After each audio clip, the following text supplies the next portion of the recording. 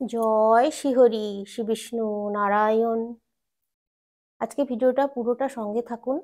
আজকে আপনাদেরকে বলবো বিজয়া একাদশী কবে কখন, পালনের মন্ত্র, একাদশী সংকল্প মন্ত্র, একাদশী পালনের সঠিক নিয়ম, কি খাওয়া যাবে কি খাওয়া যাবে না, সম্পূর্ণ নির্জলা থাকলে কি ভালো হবে, সবটাই বলবো, সঙ্গে থাকুন। বিজয়া একাদশী প্রথমেই বলছি কবে। 24শে ফেব্রুয়ারি সোমবার। পারণের দিন হচ্ছে 25শে ফেব্রুয়ারি মঙ্গলবার। পারণের সময়টা হচ্ছে 6টা 50 মিনিট থেকে 10টা 4 মিনিটের মধ্যে, সকাল 6টা 50 মিনিট থেকে 10টা 4 মিনিটের মধ্যে সকালে পারণ করে নিতে হবে। একাদশী ব্রতের পারণটা যদি না করেন আপনারা, তাহলে একাদশী ব্রত করা সম্পূর্ণ বিফলে যাবে। পারণ অবশ্যই করতে হবে। একাদশী ব্রত করতে গেলে অবশ্যই পারণ মন্ত্র, একাদশী সংকল্প মন্ত্র অবশ্যই উচ্চারণ করতে হবে। ভগবান শ্রীবিষ্ণুর জপ করতে হবে। হরে কৃষ্ণ মহামন্ত্র জপ করতে হবে। একাদশীর দিন সম্পূর্ণ নির্জলা থাকলে একাদশীর যে ফলটা আপনারা সম্পূর্ণ পাবেন। তবে একাদশী নির্জলা না করেও করা যায়, তবে সর্বোত্তম কিন্তু নির্জলা। এই বিজয়া একাদশী রাম করেছিলেন। কেন করেছিলেন জানেন? যখন রাবণ সীতাকে হরণ করে নিয়ে গিয়েছিল লঙ্কায়, ওই লঙ্কায় রাবণের বিরুদ্ধে যুদ্ধের জন্য সুগ্রীবের সৈন্যদের সঙ্গে লঙ্কায় পৌঁছানোর জন্য একটা মহাসমুদ্রের, বিশাল সমুদ্র পার হতে হবে। তখন রাম চিন্তায় পড়ে গেলেন যে এই বিশাল সমুদ্র কিভাবে পার হওয়া যায়।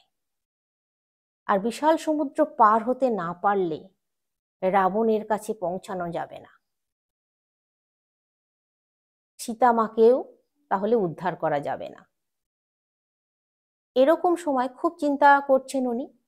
সেরকম সময় লক্ষ্মণকে উনি জিজ্ঞাসা করছেন। উনি এতটাই জ্ঞান শূন্য হয়ে গেছেন, উনি লক্ষ্মণকে জিজ্ঞাসা করছেন।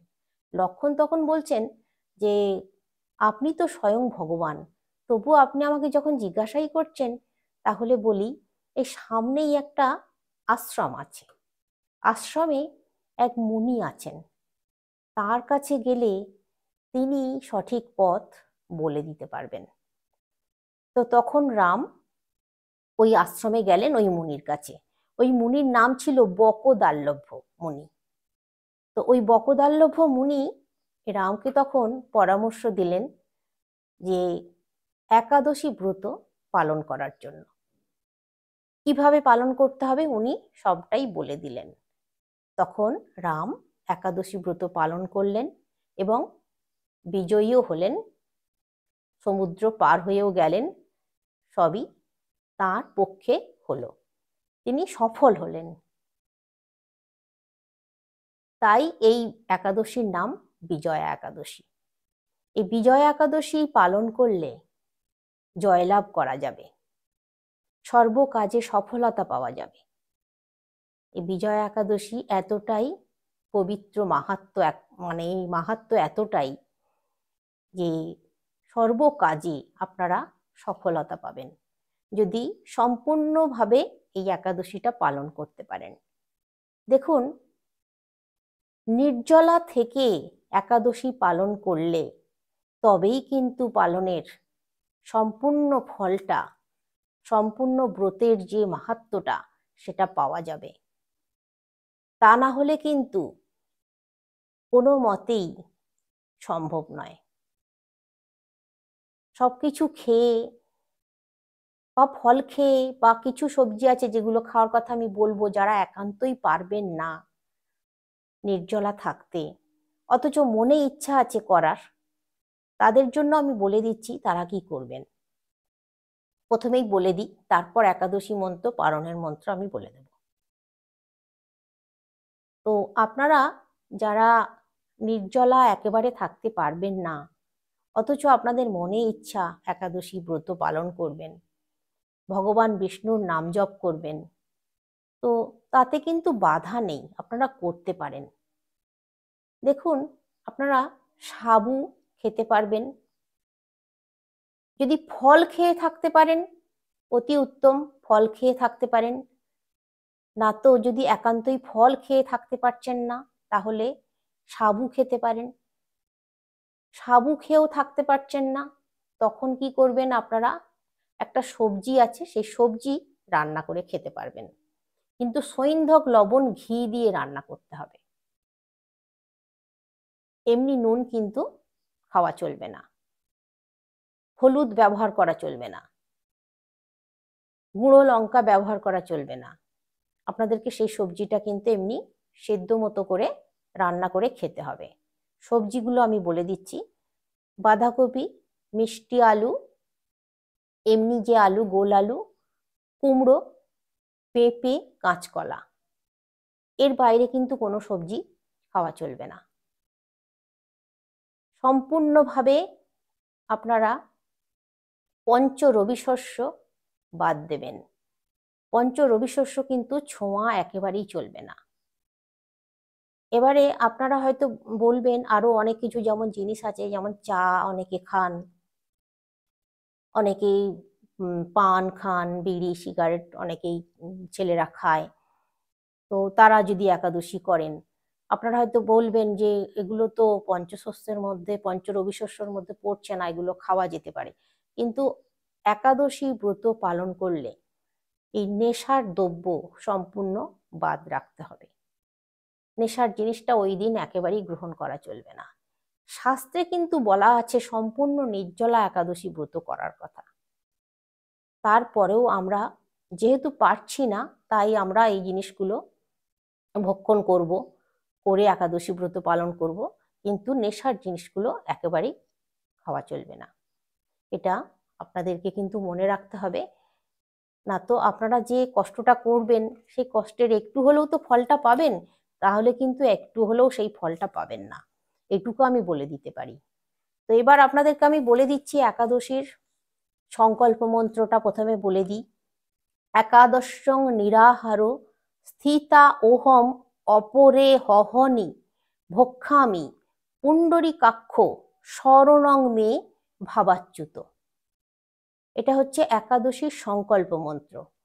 এবার আপনারা যারা নির্জলা করছেন তারা নিরাহার উচ্চারণ করবেন, যারা নির্জলা করছেন না তারা নিরাহার কথাটা এখানে উচ্চারণ করবেন না, ভুলেও উচ্চারণ করবেন না। এই যে আমি মন্ত্রটা বললাম, এর অর্থ হলো, অর্থটা আমি আপনাদেরকে বলে দিচ্ছি বাংলায়। হে পুণ্ডরীকাক্ষ, হে অচ্যুত, আমি একাদশীতে উপবাস পূর্বক পরদিন আহার করব। আপনি মদীয় শরণ স্থান হন। এটা হচ্ছে এই মন্ত্রটার অর্থ। এরপর আমি আপনাদেরকে বলছি পারণ মন্ত্রটা। অজ্ঞান তিমিরান্ধস্য ব্রতে না নেন কেশব প্রসিদ সম্মুখ নাথ জ্ঞান দৃষ্টি প্রদ ভব। এটা হচ্ছে পারণ মন্ত্র। এর বাংলা অর্থ হচ্ছে, হে কেশব, আমি অজ্ঞান রূপ অন্ধকারে নিমজ্জিত আছি। এই ব্রত দ্বারা আমার প্রতি প্রসন্ন হয়ে, এই ব্রত দ্বারা আমার প্রতি প্রসন্ন হয়ে আমাকে জ্ঞান দৃষ্টি তথা জ্ঞান চক্ষু প্রদান করুন, হে প্রভু। এটা হচ্ছে অর্থ। তো এই পারণ মন্ত্র, একাদশী মন্ত্র আপনারা লিখে নেবেন একটা কাগজে, দেখে দেখে পাঠ বলবেন, 3বার করে উচ্চারণ করতে হবে। একাদশী সংকল্প মন্ত্র 3বার উচ্চারণ করতে হবে। যখন যে একাদশী সংকল্প করছেন আপনারা, ব্রত পুজো করবেন ঠাকুরের, শ্রী বিষ্ণুর, তখন এই সংকল্প মন্ত্র বলে ঠাকুরের কাছে আপনারা ধূপ দীপ জ্বেলে পুজো করবেন। আর যখন পারণ করবেন, পারণের সময়ও কিন্তু ঠাকুরের পুজো করে নিতে হবে, তারপর পারণ করতে হবে। তখন আপনারা এই মন্ত্র বলবেন। তারপর আপনারা ঠাকুরের প্রসাদ মুখে দিয়ে আপনার ব্রত ভাঙবেন। আর ব্রতর সম্পূর্ণ ফলটা পেতে গেলে পারণের সময় আপনারা পারণের মন্ত্র বললেন, পারণের সময় আপনারা মুখে কিছু দেবার আগে ওই সময়ের মধ্যে, পারণের যে সময়টা আমি বলে দিলাম ওই সময়ের মধ্যে কিন্তু পারণ করতে হবে। আর যদি পারেন কোনো ব্রাহ্মণকে কিছু খাইয়ে অথবা ব্রাহ্মণকে কিছু দান করে কিছু দিয়ে কোনো মানে দক্ষিণাও দিতে পারেন, হাতে কিছু টাকা পয়সা আর কি দান করতে পারেন, দক্ষিণা হিসেবে দিতে পারেন। দেবার পর আপনি খাবার গ্রহণ করবেন। প্রথমে ঠাকুরের চরণামৃত, ঠাকুরের প্রসাদ গ্রহণ করবেন, তারপর অন্ন গ্রহণ করবেন, একটু মুড়ি একটু খেয়ে নিতে পারেন। খেয়ে নিয়ে তারপর আপনি আপনার উপবাস ভাঙতে পারবেন। এইভাবে কিন্তু করতে হবে। আর যদি দান একান্তই করা সম্ভব হচ্ছে না, তাহলে ঠাকুরের কাছে ঠাকুরের পায়ে ছুঁয়ে টাকা তুলে রাখবেন। কোনো সময় যদি মানে অন্য কোনো সময়, সেই দিন হয়তো সম্ভব হচ্ছে না দান করা বা ব্রাহ্মণকে কিছু দেওয়ার বা কাউকে কিছু দেওয়া সম্ভব হচ্ছে না, পয়সাটা অন্তত তুলে রাখবেন ঠাকুরের পায়ে ছুঁয়ে। কোনো এক সময় মন্দিরে গিয়ে ব্রাহ্মণকে দিয়ে আসবেন, সেটাও করতে পারেন। বা আপনাদের যখন পুজো অর্চনা হবে, ব্রাহ্মণ আসবে বাড়িতে পুজো করতে, তখন ব্রাহ্মণকে দিয়ে দেবেন ওই তুলে রাখাটা, সেটাও আপনারা করে নিতে পারবেন। তো এইভাবে আপনারা একাদশী ব্রত পালন করতে পারেন, কোনো অসুবিধে নেই। এরপরে শেষ কথা আমি যেটা বলবো, একাদশী ব্রত একেবারে না করার থেকে করা ভালো। অবশ্যই ওই দিন অন্ন মানে চালের কোনো জিনিস একেবারেই কিন্তু খাওয়া চলবে না। আর এখানে একটা কথা বলার আছে আমার, এটা বলার অপেক্ষা রাখে না। আপনারা সবাই জানেন যারা একাদশী ব্রত পালন করছেন, যারা করছেন না তাদের জন্য আমি বলছি, তারা যখন যদি শুরু করবেন ভাবছেন, তারা কিন্তু অবশ্যই আগের দিন নিরামিষ খাবেন। নিরামিষ খেয়ে থাকবেন রাত্রি 9টা থেকে 11টার মধ্যে খেয়ে নেবেন। তবে রাত্রেও কিন্তু মানে যেহেতু নিরামিষ আহার করলে জানেন তো রাত্রে ভাত খেতে নেই, রাত্রে ভাতটা খাবেন না। দুপুরে খাবেন, রাত্রে ভাতটা খাবেন না। 9টা থেকে 11টার মধ্যে খাওয়াটা সেরে নেবেন। আর ব্রাশ করে নেবেন খাওয়ার পরে, ভালো করে ব্রাশ করে নেবেন যেন দাঁতে না কোনো খাবারের দানা লেগে থাকে একটুও। যদি নির্জলা করবেন ভাবছেন পরের দিন, তবেই কিন্তু আপনার ভালো হবে করলে। যদি ভালো করে দাঁত ব্রাশ করে নিলেন, পরের দিন হাত দিয়ে দাঁত মেজে নেবেন। কারণ একাদশীর মানে ব্রতের দিন রক্তক্ষরণ হওয়া একেবারেই অনুচিত কাজ। তাহলে কিন্তু ব্রতের ফল সম্পূর্ণ নিষ্ফলে যাবে, বিফল হয়ে যাবে একেবারে।